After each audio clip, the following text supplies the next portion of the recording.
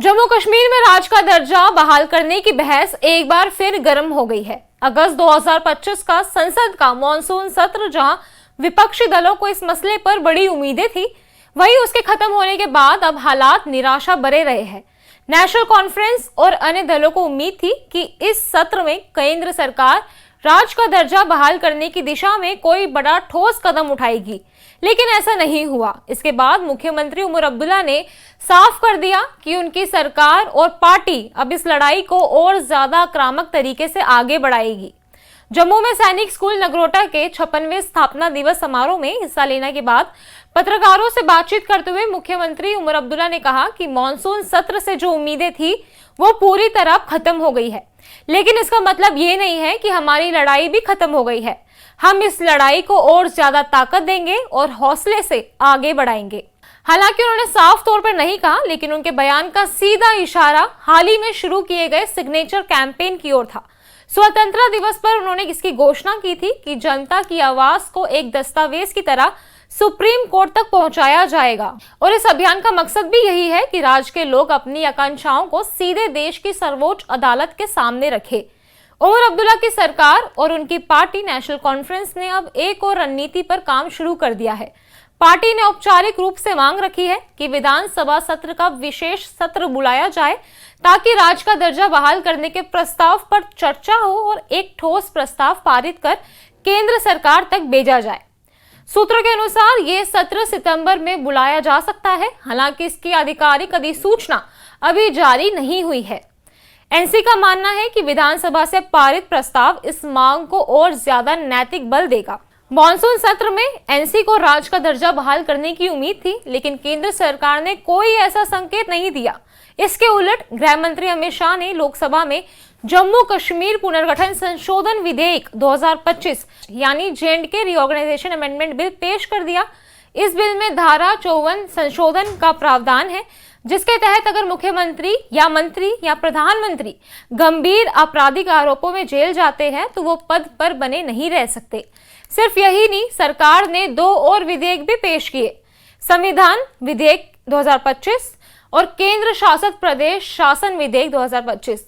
ये सभी बिल संयुक्त संसदीय समिति यानी जॉइंट पार्लियामेंट्री कमेटी को विस्तार विचार विमर्श के लिए भेज दिए गए हैं। लोकसभा में बिल पेश करते हुए गृह मंत्री अमित शाह ने कहा कि एक कदम जवाबदेही और पारदर्शिता को सुनिश्चित करने के लिए जरूरी है। उन्होंने कहा कि क्या ये उचित है कि क्या कोई मुख्यमंत्री, मंत्री या प्रधानमंत्री भी जेल में रहते हुए सरकार चलाए। प्रधानमंत्री मोदी खुद को भी इस कानून के दायरे में ला रहे हैं, जबकि विपक्ष इससे बचना चाहता है।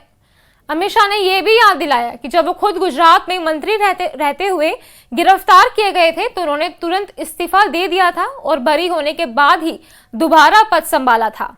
अब उमर अब्दुल्ला ने इस विधेयक को लेकर अपनी आशंका जाहिर की है।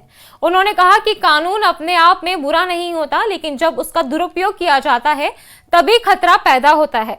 फिलहाल जो भी मामले दर्ज हुए हैं उसमें सिर्फ विपक्षी नेता ही निशाने बने हैं। ये डबल एजेड वेपन है। आज बीजेपी इसका इस्तेमाल विपक्ष पर कर रही है, लेकिन कल यही कानून उनके खिलाफ भी इस्तेमाल होगा। उमर अब्दुल्ला ने बीजेपी नेताओं को चेतावनी देते हुए कहा कि सत्ता हमेशा उनके पास नहीं रहेगी और जिस कानून से वो दूसरों को घेर रहे हैं वही कल उनकी मुश्किलें भी बढ़ा सकता है। उम्मीदों पे तो पानी फिर गया है, लेकिन अब हम अपना जो सिलसिला है वो यहाँ से शुरू कर लेंगे। हमें उम्मीद थी कि इसकी जरूरत नहीं पड़ेगी। जो हमारे साथ वादे किए गए हैं उन वादों पे अमल होगा। चलिए, अगर थोड़ी बहुत हमें इसमें अब जद्दोजहद करनी होगी, थोड़ी सी मेहनत करनी होगी, वो हम अपनी तरफ से कर लेंगे। सर, रीऑर्गेनाइजेशन अमेंडमेंट बिल को आप किस तरह से देखते हैं, क्योंकि बीजेपी कह रही है कि ये भ्रष्टाचार को खत्म करने के लिए है। फिलहाल तो जितने भी केस दर्ज हुए या गिरफ्तारियां हुई उनमें सिर्फ और सिर्फ ऑपोजिशन के लोगों को निशाना बनाया गया है, और अगर अब भ्रष्टाचार खत्म करने के लिए ये कदम उठाया जा रहा है तो जो अभी तक 2014 से हुकूमत ने काम किया है उसका कितना असर हुआ। कोई कानून अपने आप में खराब नहीं होता, कानून का इस्तेमाल गलत होता है। और मुझे डर इस बात का है कि ये कानून भी गलत इस्तेमाल होगा। मैं अपने बीजेपी के दोस्तों को सिर्फ एक बात याद दिलाऊं, वो हमेशा हुकूमत में नहीं होंगे। आज जो कानून वो दूसरों के खिलाफ इस्तेमाल कर रहे हैं, कल को वही कानून जो है उनके लोगों के खिलाफ इस्तेमाल होगा। मत करिए। कानून के साथ खिलवाड़ करना इस मुल्क के लिए फायदेमंद नहीं होगा।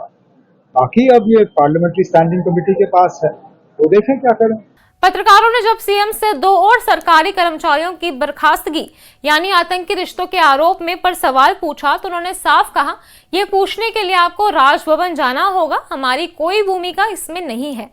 इस बयान से यह भी संकेत मिला कि निर्वाचित सरकार और उपराज्यपाल के बीच अधिकारों का टकराव अभी भी बरकरार है। इसी बीच शुक्रवार को श्रीनगर में राज्य कैबिनेट की बैठक हुई। इसमें चशोती गांव और कठुआ में बादल फटने से प्रभावित परिवारों को मुआवजे देने का मुद्दा भी उठा। मुख्यमंत्री ने कहा कि फिलहाल जो सहायता देनी है वो दी जा रही है, अगर आकलन के बाद और जरूरत होगी तो अतिरिक्त राहत भी दी जाएगी। हालांकि इस बैठक में विपक्षी विधायकों ने ये मांग की कि उठाई कि राज्य का दर्जा बहाल करने के मुद्दे पर विशेष प्रस्ताव लाया जाए और इसे अगली विधानसभा बैठक में प्रमुख एजेंडा भी बनाया जाए। जम्मू कश्मीर में राज्य का दर्जा सिर्फ एक राजनीतिक मुद्दा नहीं है, बल्कि ये लोगों की असीमता, अधिकारों और लोकतांत्रिक संरचना से जुड़ा मसला है। अगस्त 2019 में अनुच्छेद 370 हटने और राज्य का पुनर्गठन कर इसके केंद्र शासित प्रदेश बनाने के बाद से ही यहाँ की सियासत इसी दूरी पर घूम रही है। लोगों का मानना है कि केंद्र के वादों के बावजूद अब तक राज्य का दर्जा बहाल नहीं हुआ है। यही वजह है कि नेशनल कॉन्फ्रेंस और पीडीपी जैसी क्षेत्रीय पार्टियां इससे अपना मुख्य एजेंडा बनाए हुए है। सितंबर में संभावित विधानसभा सत्र और वहां राज्य का दर्जा बहाल करने पर प्रस्ताव पारित करने की कवायद केंद्र पर राजनीतिक दबाव बढ़ा सकती है। हालांकि केंद्र सरकार अभी इसे जल्द लागू करने के मूड में नहीं दिखती। दूसरी तरफ अमित शाह द्वारा लाए गए संशोधन बिल ने बहस को एक और अलग ही दिशा दी है, जहां मुद्दा पारदर्शिता बनाम राजनीतिक दुरुपयोग का हो गया है। उमर अब्दुल्ला और उनकी पार्टी अब जनता के बीच जाकर समर्थन जुटाने की तैयारी में है। उनका मानना है कि अगर संसद और केंद्र सरकार हमारी आवाज को नहीं सुन रही तो हमें जनता की ताकत और न्यायपालिका का सहारा लेना होगा। जम्मू कश्मीर में राज्य का दर्जा बहाल करने का संघर्ष अभी लंबा है। मॉनसून सत्र से उम्मीदें भले ही टूट गई, लेकिन अब ये मुद्दा और ज्यादा तीखे अंदाज में उठाया जा रहा है। विधानसभा सत्र, सुप्रीम कोर्ट की सुनवाई और जनता की बढ़ती बेचैनी, ये तीनों आने वाले महीनों में इस बहस को और तेज कर देगा। राजनीतिक तौर पर यह साफ है कि उमर अब्दुल्ला और नेशनल कॉन्फ्रेंस इसे अपने सबसे बड़े चुनावी एजेंडे के रूप में पेश करेंगे। वहीं केंद्र सरकार इसे अपनी शर्तों और समय रेखा के हिसाब से देख रही है। यानी जम्मू कश्मीर की राजनीति में राज्य का दर्जा आने वाले महीनों में सबसे गर्म मुद्दा रहने वाला है, जिसमें उम्मीदें भी है, आशंकाएं भी और राजनीतिक दांव पेच भी है।